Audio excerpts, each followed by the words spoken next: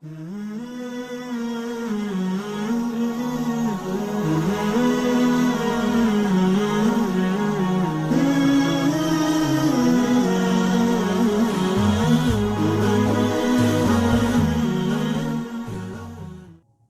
بالله السميع العليم من الشيطان الرجيم من همزه ونفخه ونفثه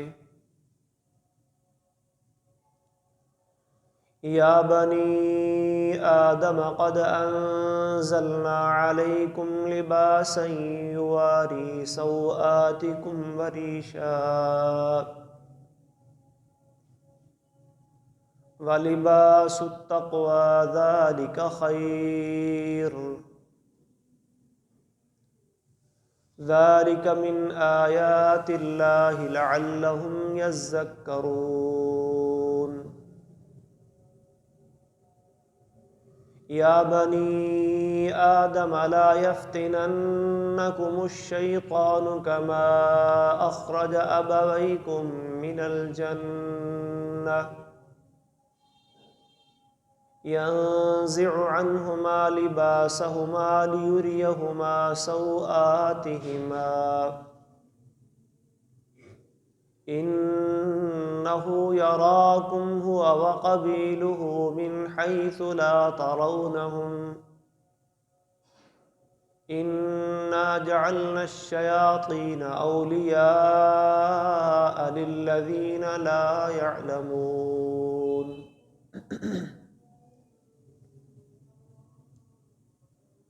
قال النبي صلى الله عليه وآله وسلم إن الله جميل يحب الجمال الكبر بطر الحق وغمط الناس رواه مسلم۔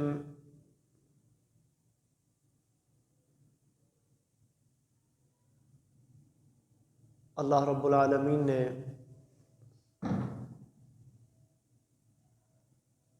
بنی آدم کو دیگر مخلوقات کے اوپر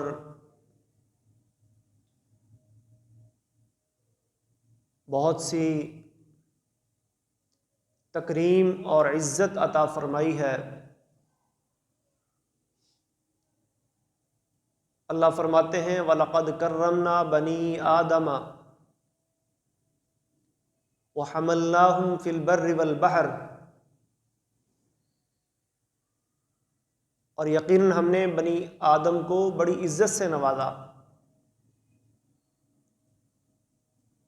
خشکی اور سمندر میں اس کو سواری کے مواقع عطا کیے۔ اللہ کی دی ہوئی عزت اور تکریم میں سے ایک چیز یہ بھی ہے کہ اللہ تبارک و تعالیٰ نے انسان کو لباس کا شعور عطا کیا، لباس کا حکم دیا، لباس کی نعمت عطا کی۔ سورہ اعراف میں اللہ فرماتے ہیں یا بنی آدم قد انزلنا علیکم لباسا، اے بنی آدم، اے آدم کے بیٹو، بے شک ہم نے تم پر لباس اتارا ہے۔ اور اس کا مقصد کیا ہے؟ یواری سوآتکم، یہ لباس تمہاری پردے کی جگہوں کو چھپائے گا، وریشا، اور یہ تمہارے لیے زینت کا باعث بھی ہوگا۔ وَلِبَاسُ التَّقْوَى ذَلِكَ خَيْرٌ، اور ایک اور لباس جسے اللہ تقوی کا لباس کہہ رہے ہیں کہ تقوی کا لباس ذَلِكَ خَيْرٌ، یہ سب سے بہتر ہے۔ ایک وہ لباس ہے جو جسم کے اوپر پہنا جاتا ہے، اور ایک وہ لباس ہے جسے تقوی کا لباس کہا جاتا ہے۔ یہ تقوی کا لباس کیا ہے؟ انسان کے اندر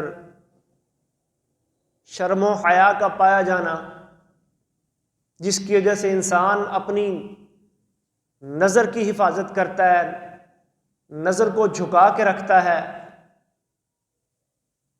اللہ کے غض بصر والے حکم پر عمل کرتا ہے، اور لوگوں کی عزتوں کی طرف میلی نگاہ سے نہیں دیکھتا، لوگوں کے پردوں کے پیچھے تجسس اور ٹو نہیں لگاتا۔ اس کو تقوی کا لباس کہا جاتا ہے۔ آنکھوں میں، زبان میں، کانوں میں شرم و حیا آ جائے تو اللہ فرماتے ہیں ذالک خیر، یہ سب سے بہتر لباس ہے۔ ذالک من آیات اللہ لعلہم یذکرون، اور یہ لباس کا مل جانا اور اس طرح کی دیگر چیزیں یہ اللہ کی نشانیاں ہیں، شاید کہ وہ نصیحت حاصل کر لیں۔ لباس کتنی بڑی نعمت ہے اللہ کی، اس کا اندازہ اس بات سے بھی لگائیں کہ انسان کا ازلی و ابدی دشمن ابلیس رجیم ملعون جب اس نے ورغلایا اور بہکایا ہمارے والدین بابا آدم اور اماں حوا کو، یا بنی آدم لا یفتننکم الشیطان، اللہ فرما رہا ہے اے بنی آدم کہیں شیطان کے فتنے کا شکار نہ ہو جانا، وہ کہیں تمہیں آزمائش میں نہ ڈال دے، کہیں وہ تمہیں ایسے اپنے فتنے کا اسیر نہ بنا لے، کما اخرج ابویکم من الجنہ، جیسے اس نے تمہارے والدین کو جنت سے نکلوایا تھا۔ اللہ نے وہ شجر ممنوعہ ایک درخت تھا اس سے منع کیا کہ اس کو نہیں کھانا، وہ بہکانے آ گیا، ورغلانے آ گیا، فَأَكَلَا مِنْهَا، تو شیطان کے ورغلانے پر ان دونوں نے اس درخت میں سے کھا لیا، فَبَدَتْ لَهُمَا سَوْآتُهُمَا، تو اس کا نقصان کیا ہوا؟ جو شیطان چاہتا تھا کہ ہمارے دونوں والدین بے لباس ہو گئے، وہ جنت کا جو لباس اللہ تبارک و تعالی نے حضرت آدم اور اماں حوا علیہم السلام کو عطا کیا تھا وہ ختم ہو گیا، اور پھر شرم کی وجہ سے بدت لہما سوآتہما، جب ان کی شرمگاہیں ظاہر ہو گئیں، طفقا یخصفان علیہما من ورق الجنہ، وہ اپنے جسم کے اوپر جنت کے پتے لپیٹنے لگے۔ تو اللہ ہمیں بھی وارننگ دے رہے ہیں، یا بنی آدم، یہ لباس اللہ کی نعمت ہے، اللہ کا فضل ہے، یہ تمہارے جسم کو چھپانے کا ذریعہ بھی ہے، تمہارے لیے زینت کا باعث بھی ہے، کہیں ایسا نہ ہو جائے لا یفتننکم الشیطان، شیطان تمہیں فتنے میں نہ ڈال دے اور یہ تمہارا لباس اتروا نہ دے، کما اخرج ابویکم من الجنہ، جیسے اس نے تمہارے والدین کو جنت سے نکلوایا تھا، ینزع عنہما لباسہما، اور ان کا لباس اس نے اتروایا تھا، لیریہما سوآتہما، تاکہ ان کو ان کی شرمگاہیں دکھائے اور انسانوں کے دلوں سے شرم و حیا کا مادہ ختم کرے۔ یہ چال، یہ سازش کس کی ہے؟ شیطان کی ہے۔ اِنَّهُ يَرَاكُمْ هُوَ وَقَبِيلُهُ مِنْ حَيْثُ لَا تَرَوْنَهُمْ، اللہ نے فرمایا کہ شیطان اور اس کا قبیلہ، اس کا خاندان، وہ وہاں سے وار کرتا ہے کہ جہاں سے انسان اسے دیکھ بھی نہیں سکتے، وہ تمہیں دیکھ رہے ہوتے ہیں لیکن تم انہیں نہیں دیکھ رہے ہوتے۔ اِنَّا جَعَلْنَا الشَّيَاطِينَ أَوْلِيَاءَ لِلَّذِينَ لَا يُؤْمِنُونَ، ہم نے پھر ایسے شیطانوں کو ان لوگوں کا دوست بنایا ہے جو ایمان نہیں رکھتے۔ تو ان آیات مبارکہ میں اللہ تبارک و تعالیٰ نے لباس کے حوالے سے ہمیں تعلیمات دی ہیں کہ لباس اللہ تبارک و تعالیٰ نے انسانوں کو عزت و تکریم کے طور پر اپنی ایک نعمت کے طور پر عطا فرمایا ہے، اور اس کے مقاصد اللہ نے یہاں بیان فرمائے کہ اس کا ایک مقصد تو یہ ہے کہ یہ شرمگاہوں کو چھپاتا ہے، جس سے انسان کے دل میں شرم اور حیا پیدا ہوتی ہے، اور دوسرا مقصد بیان فرمایا وریشا، یہ زیب و زینت کے اظہار کا بھی ذریعہ ہے۔ ایک اور مقام پر اللہ تبارک و تعالی نے اس کا یہ مقصد بیان فرمایا سرابیلا تقیکم الحر و سرابیلا تقیکم بأسکم، یہ موسموں کی جو شدت ہوتی ہے، سردی گرمی، لباس ان سے بچانے کا بھی ذریعہ ہے۔ جنگوں کے اندر جو حالات پیش آتے ہیں تو بعض لباس ایسے بھی ہیں جو دشمن کے حملوں سے تقیکم بأسکم، میدان جنگ میں حفاظت کرتے ہیں، تمہیں بچاتے ہیں۔ ایک مقصد لباس کا یہ بھی ہے کہ یہ موسموں کی شدت سے اور دشمنوں کے حملوں سے بچانے کے کام بھی آتا ہے۔ لباس کا ایک مقصد نبی کریم صلی اللہ علیہ وسلم نے یہ بھی بیان فرمایا، سنن ابی داؤد کے اندر حدیث آتی ہے، ایک صحابی نبی صلی اللہ علیہ وسلم کے سامنے آئے تو آپ نے دیکھا کہ ان کی حالت بڑی پراگندہ سی ہے، تو پوچھا کیا کرتے ہو، پیشہ کیا ہے، کاروبار کیا ہے؟ تو عرض کی اللہ کے رسول میں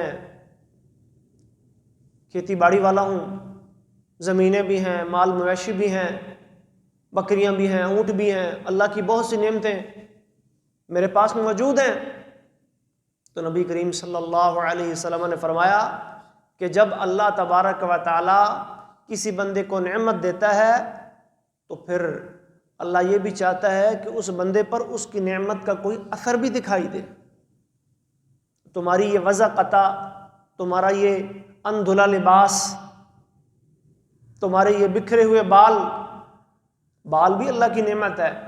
نبی صلی اللہ علیہ وسلم نے فرمایا من کان لہ شعر فلیکرمہ، بال اگر رکھنے ہیں اور اللہ نے آپ کو اس دیے ہیں تو پھر ان کو سنوار کے رکھیں، ان کو صاف ستھرا رکھیں، ان کو دھو کے رکھیں۔ نبی کریم صلی اللہ علیہ وسلم بھی بال رکھتے تھے۔ اللہ نے اگر نعمتیں دی ہیں تو لباس بندہ صاف ستھرا پہنے، دھلا ہوا پہنے، اچھے سے اچھا پہنے۔ تو لباس کا ایک مقصد اللہ تبارک و تعالیٰ نے یہ بھی فرمایا یہ اللہ کی نعمتوں کے اظہار کا ذریعہ بھی ہے۔ زمانہ جاہلیت میں لوگ ننگے رہنے کو بھی ثواب سمجھتے تھے، اور جب بیت اللہ کا طواف کرنے کے لیے آتے تھے تو برہنہ ہو کے کرتے تھے اور سمجھتے تھے یہ نیکی کا کام ہے۔ نبی صلی اللہ علیہ وسلم نے جب مکہ فتح کیا اور 9 ہجری میں حضرت ابوبکر صدیق رضی اللہ تعالیٰ عنہ کو امیر الحج بنا کے روانہ فرمایا تو فرمایا وہاں جا کے یہ اعلان کر دینا ہے لا یطوفن بالبیت عریان، کہ آج کے بعد کوئی برہنہ شخص بیت اللہ کا طواف نہیں کرے گا۔ نماز کی، طواف کی شرطوں میں سے بنیادی شرط یہ رکھ دی گئی ہے ستر عورہ، یعنی انسان پر لازم ہے کہ وہ اپنے جسم کے ان حصوں کو چھپائے گا جن کو چھپانا نماز میں ضروری ہے، ورنہ اس کی نماز نہیں ہوگی، ورنہ اس کا طواف نہیں ہوگا۔ خود نبی کریم صلی اللہ علیہ وسلم کے بارے میں بھی ایک واقعہ آتا ہے کہ ابھی آپ بچپن میں ہی تھے تو قریش نے خانہ کعبہ کی تعمیر کا منصوبہ بنایا، دوبارہ پلان بنایا، بہت سارے لوگوں نے اس کی تعمیر میں حصہ لیا۔ تو جب آپ پتھر لا رہے تھے تو آپ کے چچا عباس چادر باندھی ہوئی تھی آپ نے، وہ کہنے لگے محمد تیری چادر الجھ رہی ہے، اس کو اتار کندھے پہ رکھ لے، پتھروں کے نشان بھی پڑیں گے اور پتھر بھی تو اٹھا لے گا، بار بار تیرے قدموں میں الجھ رہی ہے۔ کیونکہ وہ ان لوگوں کے ہاں ننگا ہونا کوئی عیب نہیں تھا. تو نبی صلی اللہ علیہ وسلم نے چادر اتار کے کندھے پہ رکھی، پتھر رکھا، خر مغشیا علیہ، بے ہوشوں کے گر پڑے. ہوش آیا تو فوراً پکارا میری چادر دے دو، میری چادر دے دو. یعنی اللہ تبارک و تعالیٰ نے یہ گوارا نہ کیا کہ میرے نبی کو برہنگی کی حالت میں کوئی دیکھے. بلکہ ایک حدیث یہ بھی آتی ہے کہ آپ صلی اللہ علیہ وسلم کو جب غسل دیا گیا، موطا امام مالک کی روایت ہے، تو لوگوں نے کہا کہ جس طرح ہم دوسرے افراد کو غسل دیتے ہیں جو فوت ہو جاتے ہیں تو ان کے کپڑے اتارے جاتے ہیں اور پھر غسل دیا جاتا ہے، لیکن جب آپ کے کپڑے اتارنے کی باری آئی تو پھر آپ کے کپڑے نہیں اتارے گئے، آپ کو کپڑوں سمیت ہی غسل دیا گیا. تو اسلام لباس پہننے کا حکم دیتا ہے اور جسم کے وہ حصے جنہیں چھپانا ضروری ہے انہیں چھپانے کا حکم دیتا ہے. خواہ آپ خلوت میں ہو، خواہ آپ جلوت میں ہو، لوگوں کے سامنے تو ضروری ہے. ایک صحابی نے سوال کیا کہ جی اگر مجھے دیکھنے والا کوئی نہ ہو، میں تنہائی میں ہوں، اپنے گھر میں اپنے کمرے میں بیٹھا ہوں، تو کیا پھر میں لباس سارا اتار سکتا ہوں؟ تو نبی صلی اللہ علیہ وسلم نے جواب دیا فاللہ احق ان یستحیا منہ. اللہ تو دیکھ رہا ہے نا جی. اللہ کے وہ فرشتے جو ہر وقت تمہارے ساتھ ہوتے ہیں، جو کبھی جدا نہیں ہوتے، وہ تو دیکھ رہے ہیں، ان کو شرم آئے گی. آپ نے تنہائی میں بھی کسی مسلمان کو برہنہ ہو کر سونے کی یا بیٹھنے کی اجازت نہیں دی. صرف ایک موقع ایسا ہے جہاں اسلام اجازت دیتا ہے کہ دو افراد ایک دوسرے کا سطر دیکھ سکتے ہیں. سنن ابی داؤد کی حدیث ہے، نبی کریم صلی اللہ علیہ وسلم نے فرمایا احفظ عورتک الا من زوجتک، کہ اپنے عورا عربی میں کہتے ہیں یعنی سطر چھپانے والی جو جسم کے حصے ہوتے ہیں ان کو، اس کی حفاظت کرو، الا من زوجتک، سوائے اپنی بیوی کے. بیوی مرد کے لیے بیوی اور عورت کے لیے اس کا شوہر. یہاں پر کوئی حجاب اور پردہ وہ نہیں رہتا. بعض لوگ یہاں بھی یہ مسئلہ بتاتے ہیں کہ نہیں جی پورے طور پر بے لباس ہونا جو ہے وہ شرعاً درست نہیں ہے، لیکن اسلام میں ایسی کوئی بات نہیں ہے. اسلام نے یہاں تھوڑی سی آپ کو نرمی دی ہے. بلکہ امہات المومنین رضی اللہ عنہن سے تو یہ بھی ملتا ہے، حضرت میمونہ اور حضرت عائشہ رضی اللہ تعالی عنہما، کہ وہ تو نبی اکرم صلی اللہ علیہ وسلم کے ساتھ اکٹھے غسل بھی فرمایا کرتی تھی. میاں بیوی اکٹھے غسل بھی کر سکتے ہیں. اور وفات کے بعد یہ بھی مسئلہ آتا ہے کہ وفات کے بعد بھی شوہر اپنی بیوی کو اور بیوی اپنے شوہر کو غسل دے سکتی ہے. ان کا آپس میں کوئی پردہ نہیں ہوتا. کیوں؟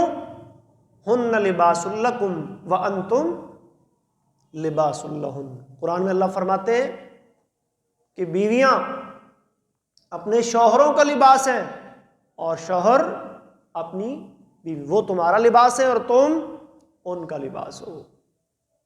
میاں بیوی کو ایک دوسرے کا لباس قرار دیا گیا ہے. اسی لیے اس بات پر بھی بڑی سخت وعید نبی کریم صلی اللہ علیہ وسلم نے بیان فرمائی ہے کہ کوئی شخص اپنی بیوی سے ازدواجی تعلق قائم کرتا ہے اور پھر اپنی بیوی کا پردہ اپنے دوستوں، اپنے عزیز و اقارب کی محفل میں جا کے کھولتا ہے. عورتوں کی بھی بڑی سختی سے منع کیا مردوں کو بھی بڑی سختی سے منع کیا، بلکہ ایک حدیث میں آتا ہے کہ ایسا شخص اللہ کے سخت غضب اور لعنت کا شکار ہوگا قیامت کے دن جو اپنی بیوی کے ازدواجی معاملات کو پبلک کرتا ہے، لوگوں کے سامنے بیان کرتا ہے۔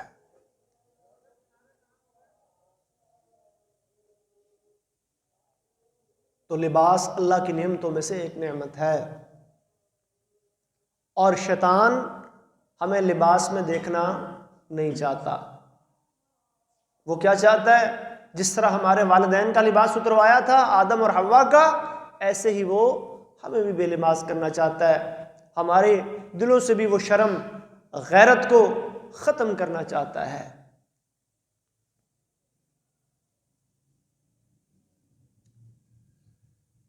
نبی کریم صلی اللہ علیہ وسلم نے لباس کے حوالے سے کچھ ضابطے بیان فرمائے ہیں، کیونکہ لباس دنیا میں مختلف قسم کا لوگ پہنتے ہیں، کوئی اون کا، کوئی سوت کا، کوئی گرم، کوئی سرد۔ اس کی بناوٹ سے اسلام کو غرض نہیں ہے کہ آپ کس طرح کا سی کے پہنتے ہیں، بٹن ایک لگاتے ہیں یا دو لگاتے ہیں، سامنے لگاتے ہیں یا سائڈ پہ لگاتے ہیں، زپ لگا لیتے ہیں یا بٹن لگا لیتے ہیں، کالر لگا لیتے ہیں یا بین لگا لیتے ہیں۔ لوگ تو ان مسئلوں میں الجھ جاتے ہیں نا جی، کالر نہیں لگانا چاہیے یا بین نہیں لگانا چاہیے۔ یہ چیزیں اسلام نے ان پر اس طرح کی کوئی پابندی نہیں لگائی، یا فلاں رنگ اسلامی ہے اور فلاں جو ہے وہ غیر اسلامی ہے۔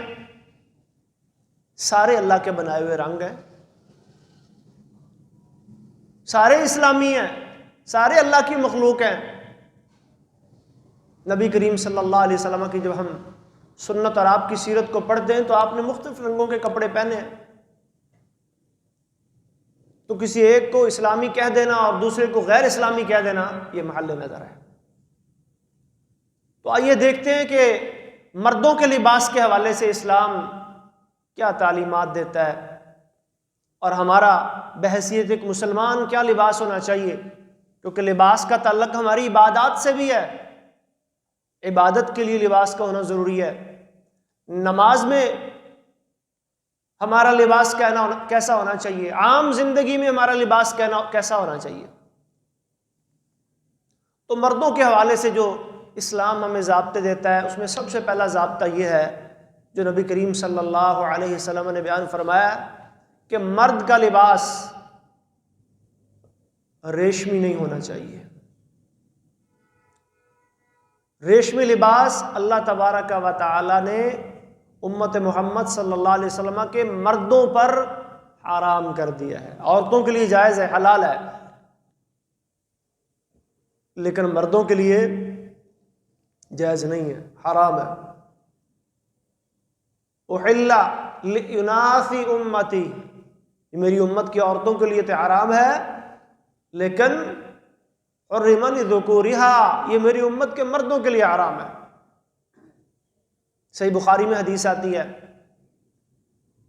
نبی صلی اللہ علیہ وسلم کے سامنے حضرت عمر ایک ریشمی چوغا بیچنے والے کو لائے کہ جی بڑا اچھا لباس ہے، تو آپ خرید لیں، جمعہ کے دن یا آپ کے پاس مہمان وغیرہ آتے ہیں یا عید کے دن آپ اسے پہن لیا کریں۔ تو آپ صلی اللہ علیہ وسلم نے فرمایا ھذہ لباس من لا خلاق لہ، یہ عمر ان لوگوں کا لباس ہے جن کا آخرت میں کوئی حصہ نہیں ہے۔ تو مردوں کے لیے ریشمی لباس پہننا، ریشمی کپڑے کے اوپر بیٹھنا یا اس کو اپنے اوپر اوڑھنا یا کسی بھی شکل میں ریشم کا استعمال امت کے مردوں کے لیے حرام ہے۔ اس کی قلیل مقدار، نبی صلی اللہ علیہ وسلم نے ایک دفعہ ایک جبہ پہنا، اس پہ تھوڑی کڑھائی کی ہوئی تھی، اس کے کفوں پر، گریبان پر تھوڑی سی کڑھائی تھی، تو اس قدر کوئی چھوٹی موٹی کڑھائی ہو، بلکہ ایک حدیث میں آتا ہے نبی صلی اللہ علیہ وسلم نے اشارہ بھی کیا کہ 4 انگلیوں کے برابر ریشم اگر کڑا ہوا ہے کپڑے وغیرہ پر تو اس کی اجازت ہے۔ اس سے زیادہ ریشم کا لباس پہننے کی اجازت کسی کو؟ عبد الرحمن ابن عوف اور ایک اور صحابی، ایک دفعہ انہیں خارش کی تکلیف ہو گئی. یہ بڑی ایک جلدی بیماری ہوتی ہے جس میں کھردرا کپڑا پہننے سے وہ خارش مزید بڑھتی ہے. ریشمی کپڑا چونکہ نرم ہوتا ہے، تو یہ ایک بیماری تھی. تو اس بیماری میں نبی کریم صلی اللہ علیہ وسلم نے عبد الرحمن ابن عوف اور ایک دوسرے صحابی کو ریشمی کپڑا پہننے کی اجازت دی. یہ ایک بیماری کی شکل میں دی ہے. عام حالات میں ریشم منع ہے امت کے مردوں کے لیے، عورتوں کے لیے جائز ہے، مردوں کے لیے منع ہے. الا ما کان مکفوفا، کفوں پہ لگا ہوا ہے، گریبان پہ کوئی کڑھائی کی ہوئی ہے، اسے پہنا جا سکتا ہے. نبی صلی اللہ علیہ وسلم نے بھی پہنا ہے. تو یہ پہلا ضابطہ مردوں کے لباس کے حوالے سے ہے. دوسرا ضابطہ یہ ہے کہ وہ لباس ساتر ہو، جسم کے جن حصوں کو چھپانا ضروری ہے انہیں چھپانے والا ہو. اتنا باریک نہ ہو کہ جن حصوں کو چھپانا مقصود ہے وہ اسے نظر آ رہے ہیں، اور اتنا چھوٹا بھی نہ ہو کہ وہ لباس جسم کے حصوں کو چھپانے کا مقصد پورا نہیں کر رہا، اور اتنا تنگ بھی نہ ہو کہ جو حصے چھپانے چاہیے تھے وہ لباس تو اوپر چڑھا لیا لیکن وہ حصے پھر بھی نظر آ رہے ہیں. تو ساتر کا مطلب یعنی وہ آپ کی باڈی پہ پورا بھی ہو، جن حصوں کو چھپانا ضروری ہے انہیں چھپانے والا بھی ہو، باریک بھی زیادہ نہ ہو کہ جسم پیچھے سے نظر آئے، اور چھوٹا بھی نہ ہو، اور پھٹا ہوا بھی نہ ہو. پھٹے ہوئے سے مراد کہیں پیوند لگ جائے تو اس میں کوئی حرج نہیں ہے، لیکن جسم کے جو حصے آج کل یہ بھی فیشن چل نکلا ہے نا جی نوجوانوں میں، کہ وہ پہنتے ہیں مختلف قسم کے ٹراؤزر اور شرٹیں اور پھر اسے جگہ جگہ سے پھاڑ لیتے ہیں. مرد کا جو سطر ہے یہ گھٹنے سے شروع ہوتا ہے اور کندھے تک جاتا ہے. نماز کے لیے جو ہے وہ کندھے تک ہے، نماز کے علاوہ ناف تک ہے. یہ مرد کا سطر ہے، اس کو چھپانا ضروری ہے. تو اگر گھٹنے سے اوپر کو کپڑا اس پہ کٹ لگا ہوا ہے، پھٹا ہوا ہے، اور اسی میں آپ نماز پڑھ رہے ہیں تو آپ کا سطر تو نظر آ رہا ہے، نماز تو پھر نہیں ہوگی.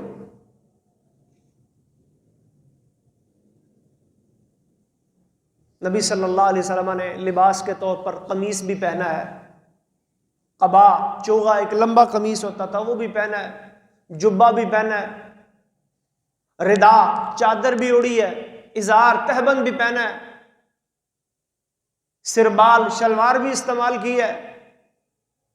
کوئی بھی لباس آپ استعمال کر سکتے ہیں اپنے علاقے اور اپنے ماحول کے مطابق، سردی اور گرمی کے مطابق، اپنے مزاج اور طبیعت کے مطابق، اپنے پیشے کے مطابق جو آپ کو سوٹ کرتا ہے. اسلام نے اس میں کوئی پابندی نہیں لگائی، اس کی جو کوئی خاص وضع قطع بیان نہیں کی کہ مطلب اس وضع کا بنے گا تو پھر آپ پہنیں، اس وضع کا نہیں ہے، اس سٹائل کا نہیں ہے تو پھر آپ نہ پہنیں. کوئی خاص اس کی بناوٹ یا وضع قطع نبی صلی اللہ علیہ وسلم نے بیان نہیں کی. بس اتنا بتایا بھی آپ کے جسم کے جو حصے چھپانے ضروری ہیں انہیں چھپانے والا. تیسری چیز ہے محترم بھائیوں کہ وہ لباس پاک ہو، صاف ستھرا ہو، ناپاک چیز سے بنا ہوا نہ ہو یا اس پہ ناپاکی لگی ہوئی نہ ہو، کیونکہ اسلام طہارت و نظافت پر مبنی دین ہے. الطہور شطر الایمان، پاکیزگی ایمان کا حصہ ہے. ان اللہ یحب التوابین ویحب المتطہرین، توبہ کرنے والے اور پاک رہنے والے اللہ کو بے حد پسند ہے. تو ایسا لباس جو کسی ناپاک چیز سے بنا ہوا ہے اسے تو پہننا جائز ہی نہیں ہے،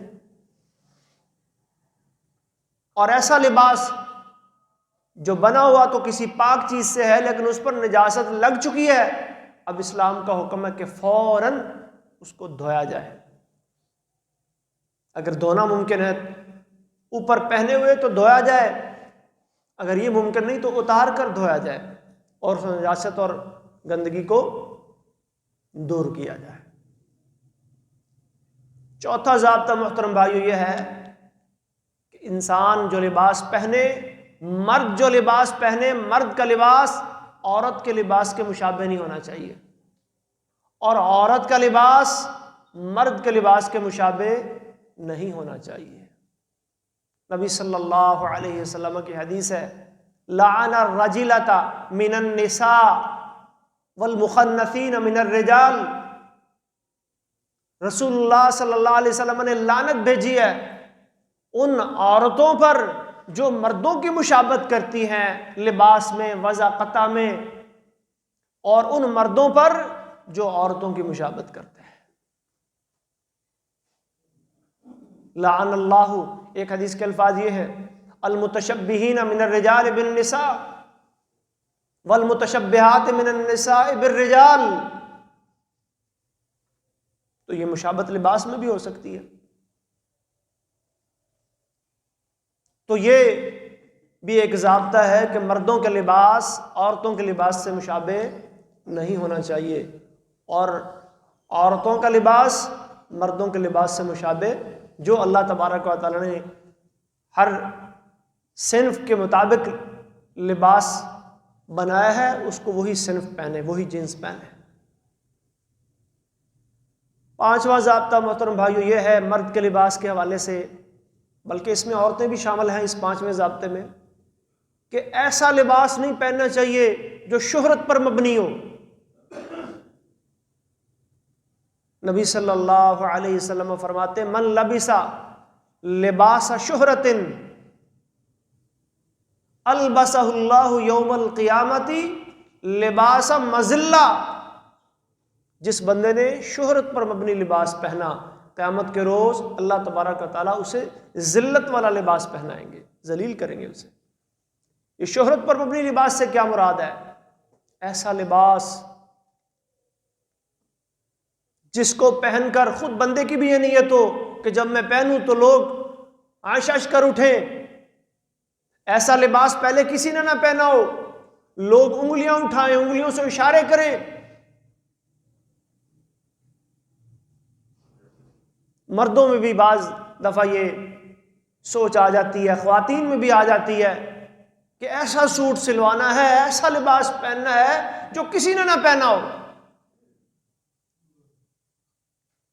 تو ایسا لباس جو شہرت پر مبنی ہوتا ہے اسلام اسے پسند نہیں کرتا۔ اسلام تواضع، عاجزی، انکساری، سادگی،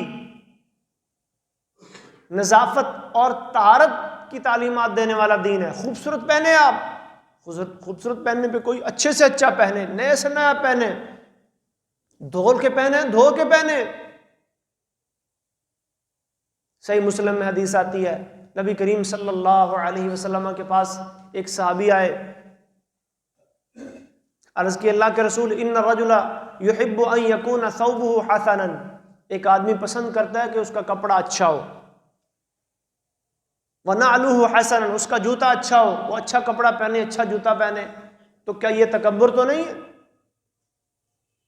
آپ صلی اللہ علیہ وسلم نے جواب دیا، ان اللہ جمیل یحب الجمال، اللہ خود بھی خوبصورت ہے اور خوبصورتی کو پسند فرماتے ہیں۔ الکبر بطر الحق وغمط الناس، تکبر کیا ہے؟ جب آپ حق بال کو قبول کرنے سے انکار کرتے ہیں، جب حق آپ کے سامنے آ جاتا ہے، کتاب و سنت کی دلیل آ جاتی ہے، اللہ اور اس کے رسول کا فرمان آ جاتا ہے کہ یہ جائز نہیں، یہ درست نہیں، لیکن پھر بھی آپ اس کو قبول کرنے سے انکار کر دیتے ہیں، اب آپ تکبر کر رہے ہیں۔ وغمط الناس، اور تکبر کی دوسری شکل تب بنتی ہے جب آپ اپنے ہی جیسے دوسرے انسانوں کو اپنے سے حقیر سمجھنا شروع کر دیتے ہیں، یہ تکبر بنتا ہے۔ اور اگر آپ اچھا لباس پہن لیں، اچھا جوتا پہن رہے ہیں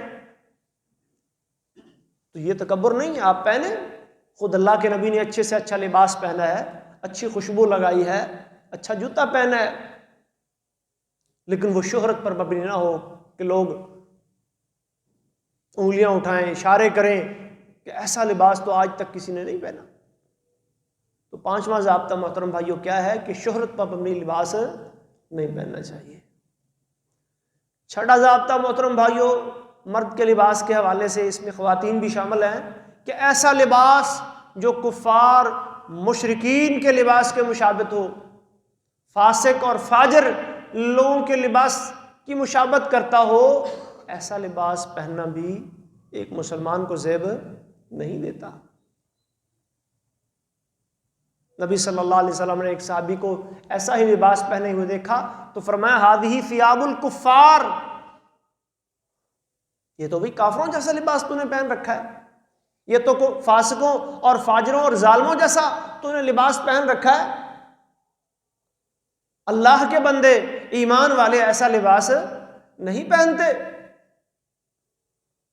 من تشبہ بقوم فہو منہم، جو کسی قوم کی مشابہت کرتا ہے وہ پھر آہستہ آہستہ انہی میں سے ہو جاتا ہے۔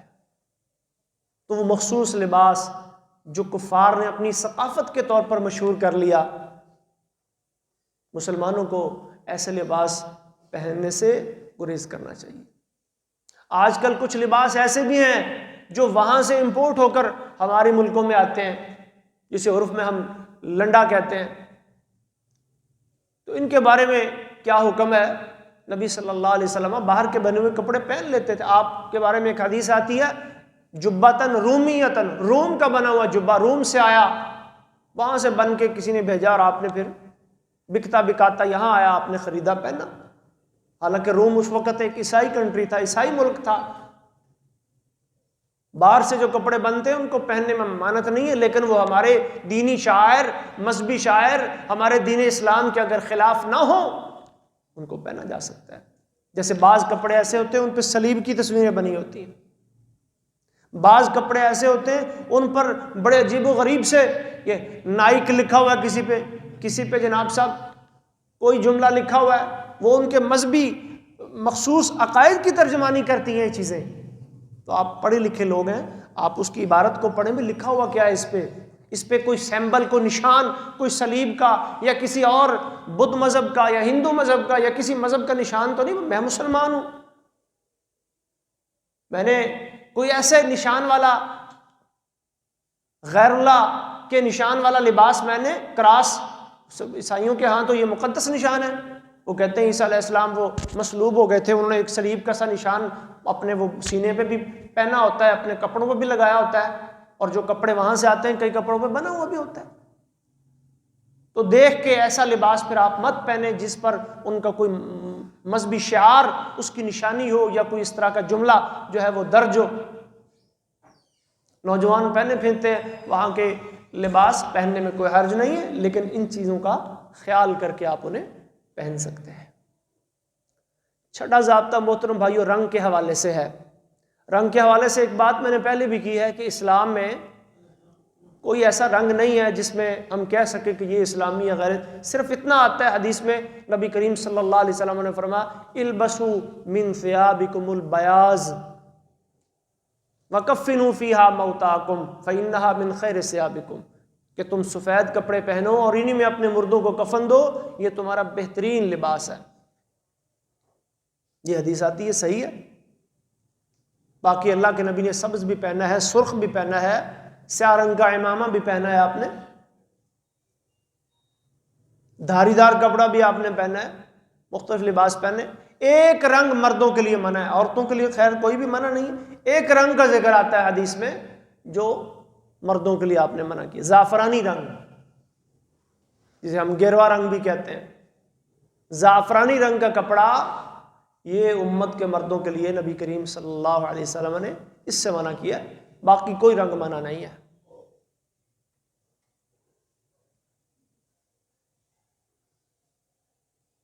یہ لباس کے وہ ضوابط ہیں جو اللہ تبارک و تعالیٰ نے مردوں کے لیے۔ لباس کو ہم 4 حصوں میں تقسیم کر سکتے ہیں۔ مرد کا لباس ایک وہ لباس ہے جو پورے بدن کو ڈھانپ رہا ہے، جس کے ضابطے ہم نے پڑھ لیے۔ ایک وہ لباس ہے جو سر پہ پہنا جاتا ہے، ایک وہ لباس ہے جو پاؤں میں پہنا جاتا ہے، اور ایک وہ لباس ہے جو ہاتھ میں پہنا جاتا ہے۔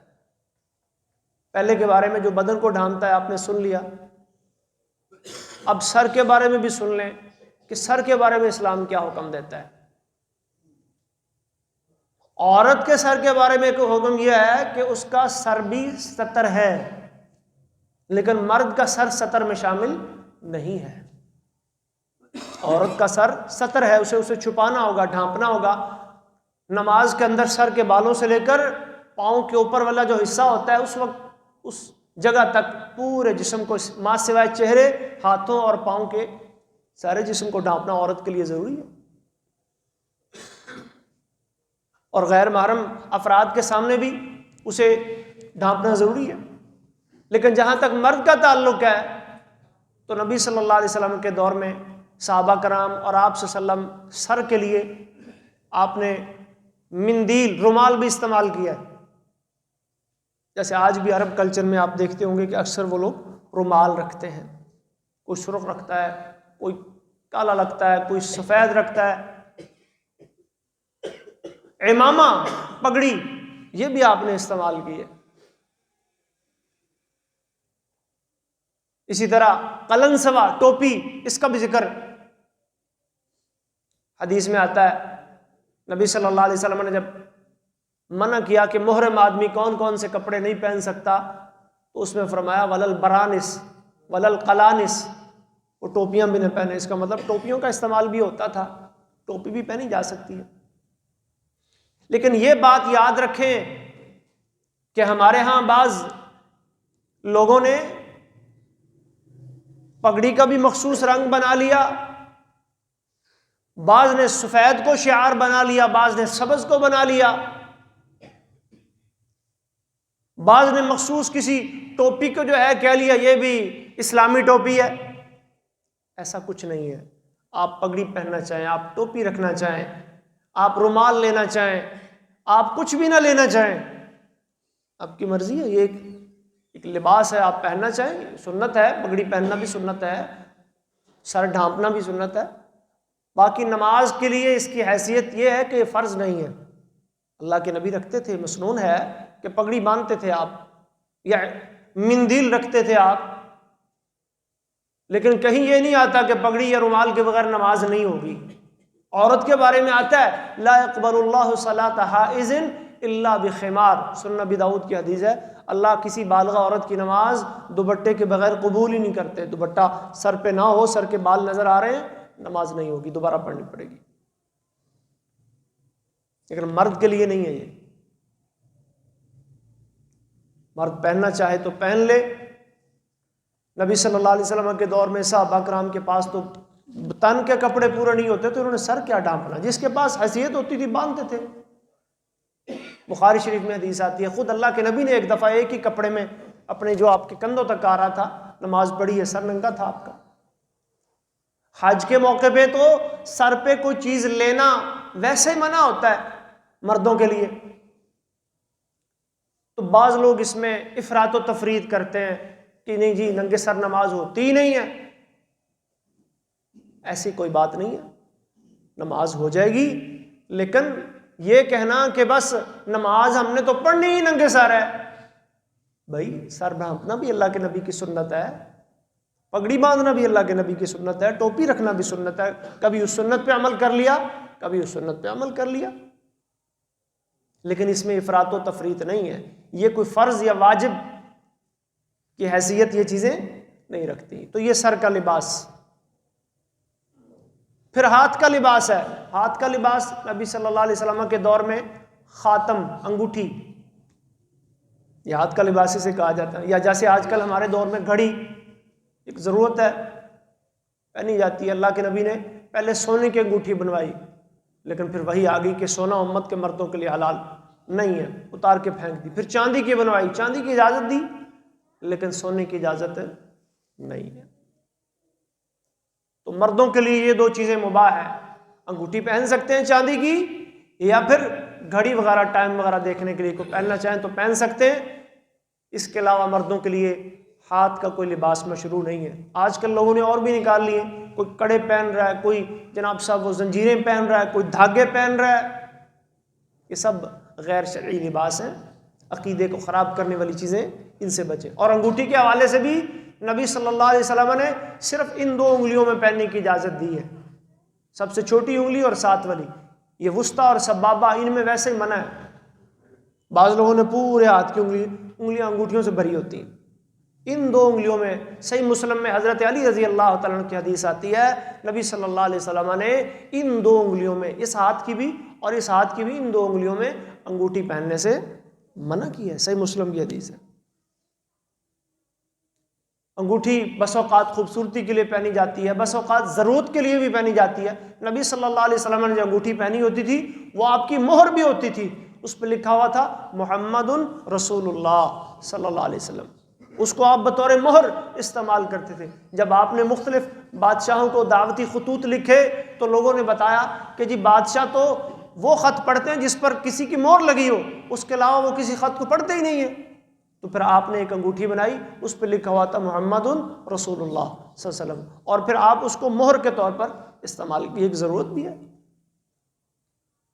اسی طرح بعض لوگ پتھر پہن لیتے ہیں، اگر تو خوبصورتی کے لیے پہنا ہے تو اس میں کوئی پابندی نہیں ہے، لیکن اگر اس میں یہ عقیدہ ہے کہ یہ پتھر میرے حالات بدلے گا، یا میری قسمت سنوارے گا، یا یہ میرے موافق آ رہا ہے، یا یہ میری بیماری میں مجھے صحت دے دے گا، تو یہ پھر جائز نہیں ہوگا، کیونکہ پتھروں کی کیا اوقات ہے کہ وہ کسی کو صحت دے سکیں۔ پتھر تو دور کی بات ہے، حجر اسود کے بارے میں بھی ہمارا یہ عقیدہ نہیں ہے، جیسا کہ حضرت عمر رضی اللہ تعالیٰ عنہ کا بڑا مشہور قول صحیح بخاری میں ملتا ہے، انک حجر لا تضر ولا تنفع، اے حجر اسود تو ایک پتھر ہے، تو کسی کو نفع نقصان نہیں دے سکتا، لولا انی رأیت رسول اللہ صلی اللہ علیہ وسلم قبلتک ما قبلتک، اگر میں نے رسول اللہ صلی اللہ علیہ وسلم کو تیرا بوسہ لیتے ہوئے نہ دیکھا ہوتا تو میں کبھی بھی تیرا بوسہ نہیں لیتا۔ وہ ایک سنت ہے، سنت سمجھ کے ہم لیتے ہیں۔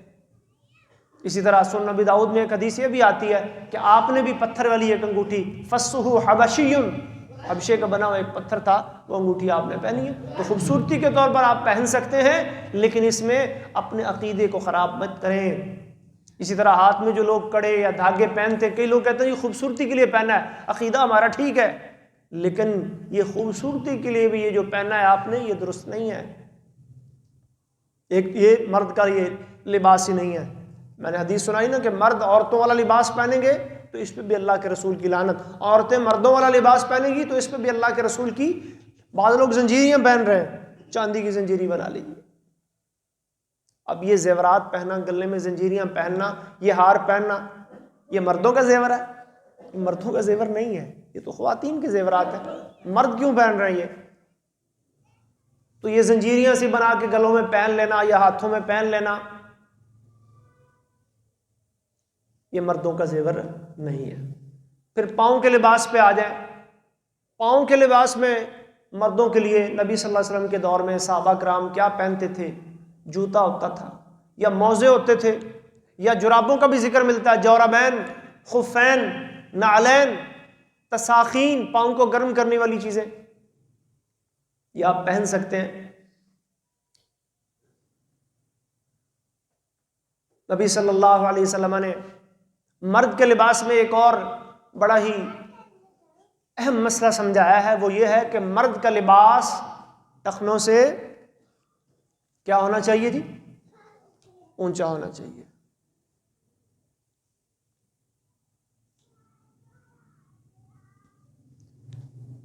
مرد کا لباس ٹخنوں سے کیا ہونا چاہیے؟ اونچا ہونا چاہیے۔ اور عورت کا لباس کہاں؟ ٹخنوں سے نیچے، پاؤں کے اوپر والی جو چھت ہے اس کو ڈھانپے، عورت وہاں تک پہنے، اور مرد ٹخنوں سے اوپر۔ یہ مرد کا لباس نماز میں بھی اور عام حالات میں بھی۔ نبی صلی اللہ علیہ وسلم نے بڑی سخت قسم کی وعیدیں بیان فرمائی ہیں، جو لوگ اسبال کرتے ہیں، اسے اسبال کہا جاتا ہے، اسبال ازار، یعنی تہ بند کو، شلوار کو، قمیص کو ٹخنوں سے نیچے رکھنا۔ محترم بھائیو، یہ لباس کے اسلامی ضابطے ہیں۔ لباس اللہ تعالیٰ کا ایک بہت بڑا انعام ہے، اور اللہ کی یہ تکریم کا ذریعہ ہے، اور یہ اللہ نے انعام اور نعمت کے طور پر ہمیں عطا کیا ہے تاکہ ہم اپنے جسم کے حصوں کو چھپائیں، اور ہمارے اندر اللہ شرم اور حیا پیدا کرے۔ اور تقوی کا لباس سب سے بہتر ہے، اور لباس ہماری عبادات کا بھی ایک بنیادی حصہ ہے۔ قرآن میں اللہ فرماتا ہے یا بنی آدم خذوا زینتکم عند کل مسجد، اے بنی آدم ہر نماز کے لیے اپنے آپ کو مزین کرو، خوبصورت کرو، اچھے سے اچھا لباس پہنو۔ فاللہ احق ان یزین لہ، جب اللہ کی بارگاہ میں آنا ہے تو خوبصورت بن کے آؤ نا بھائی۔ خاص طور پر جمعے کا دن ہے، عیدین کے دن ہے، اللہ کے نبی کی تعلیمات پڑھیں۔ غسل یوم الجمعہ واجب ہے، فرض ہے غسل ہر بالغ شخص پر جمعہ کے دن کا۔ خوشبو لگائے، مسواک کرے، ناخن تراشے، صفائی کرے، اچھا لباس پہنے۔ اللہ کے نبی جمعہ کے خطبات میں تاکید فرمایا کرتے تھے بھائی یہ کام کاج والے کپڑوں سے ہٹ کر کوئی جمعہ کے لیے علیحدہ مستقل کپڑا، اور یہ ان لوگوں کو جو جن کے پاس کپڑے نہیں ہوتے تھے ان کو بھی ترغیب دی جا رہی ہے کہ بھی آپ بنا لو جمعہ کے لیے کوئی۔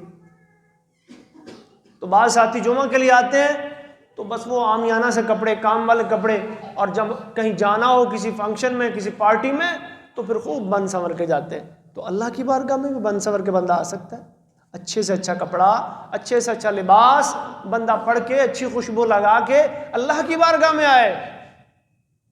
لیکن اللہ کی بارگاہ میں آنا ہے تو پھر اپنی توجہ اللہ کی عبادت پہ رکھنی ہے، اپنے لباس کی خرابی پہ پھر